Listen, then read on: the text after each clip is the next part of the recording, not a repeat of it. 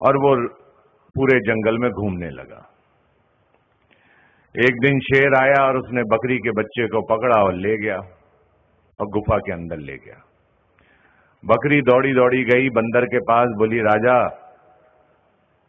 मेरे बच्चे को शेर उठाकर ले गया है, आप मेरा बच्चा लाकर वापस कर दें। बंदर गया शेर की गुफा के पास और बाहर से जब देखा उसने दृश्य, शेर अंदर गुफा की माद में बैठा हुआ था, बकरी का बच्चा भी वहीं बैठा हुआ था, लेकिन बंदर की हिम्मत नहीं पड़ी कि शेर के पास जा सके। तो गुफा के बाहर जितने भी सारे पेड़ थे, बंदर उन पेड़ों के ऊपर उछलता रहा, कूदता रहा। 6 दिन बाद जब कोई नतीजा नहीं निकला तो बकरी 6 दिन बाद फिर बंदर के पास पहुंची, बोली, राजा जी, मेरा बच्चा कहां है? तो बंदर बोला, मेरी भाग दौड़ में अगर कोई कमी रह गई हो तो बताओ भाई।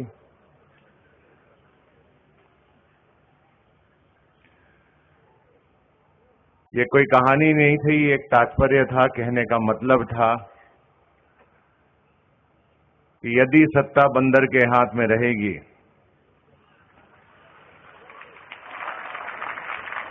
तो वो इधर उधर कूदता ही रहेगा। आप लोगों ने शेर बनना है और शेर बनकर अपनी हक की लड़ाई को जीतना है।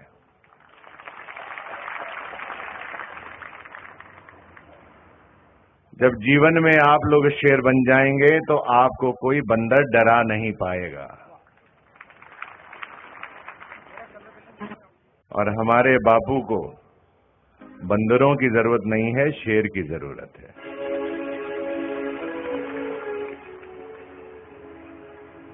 मैं आप लोगों के बीच में आज यहां आया, उसके लिए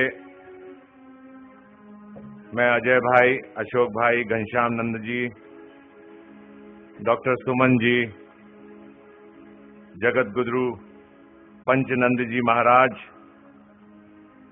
धर्म रक्षा के सभी पदाधिकारी, माननीय बापू भाई जी, तनु भाई जी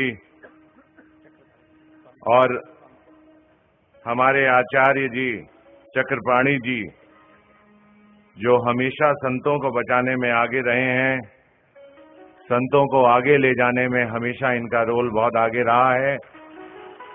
इनका हार्दिक अभिनंदन और आचार्य चक्रपाणी जी को मेरा नमन। आप सब लोगों का आभार। आया हूं तो एक डायलॉग भी सुनाकर जाऊंगा महाभारत का, सुनेंगे ना? ये डायलॉग उस वक्त का है जब दुर्योधन, देखिए एक बात और बताना चाहूंगा कि आपके जीवन में दुर्योधन और मामा शकुनियों की कमी नहीं है। रूप और आकार बदले हुए हैं, हजारों साल पहले भी दुर्योधन थे और आज भी दुर्योधन हैं। आपने अपने जीवन में, आपके अगल बगल में अगर कोई भी दुर्योधन दिखे या मामा शकुनी दिखे तो उसे आप लोग बाणों की शैया में सुला दें। ये डायलॉग उस वक्त का है जब आचार्य द्रोण रणभूमि में खड़े हैं और दुर्योधन कहता है कि आप हमारे प्रधान सेनापति हैं, लेकिन युद्ध आप पांडवों के पक्ष में कर रहे हैं।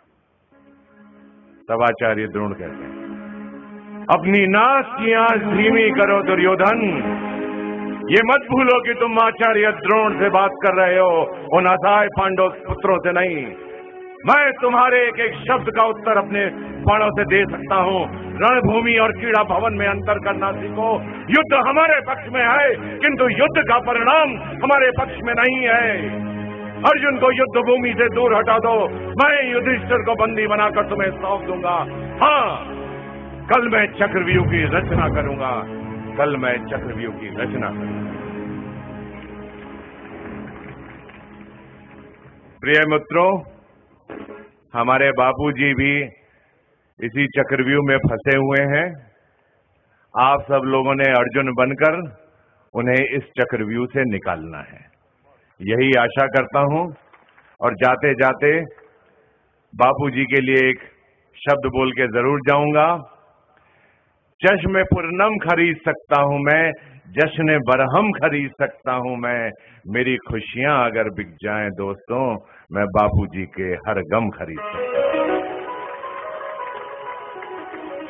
बहुत बहुत धन्यवाद, बहुत बहुत आभार आप लोगों का। आप लोगों ने मेरी बात को शांतिपूर्वक सुना। मुझे ऐसा लगता है कि आप जब घर जाएंगे तो आप मेरी इस बात के बारे में सोचेंगे कि मैंने कितनी गहराई वाली बातें आपको कह दी हैं। यहाँ जितने भी संत समाज के लोग बैठे हुए हैं, साधु समाज के लोग बैठे हुए हैं, उन्होंने सभी लोगों ने अपनी वाणी, अपनी भाषा द्वारा बहुत अच्छी चीजें कही हैं, जिन्हें मैं बहुत देर से सुन रहा था। मुझे बहुत अच्छा लगा। साधु संत समाज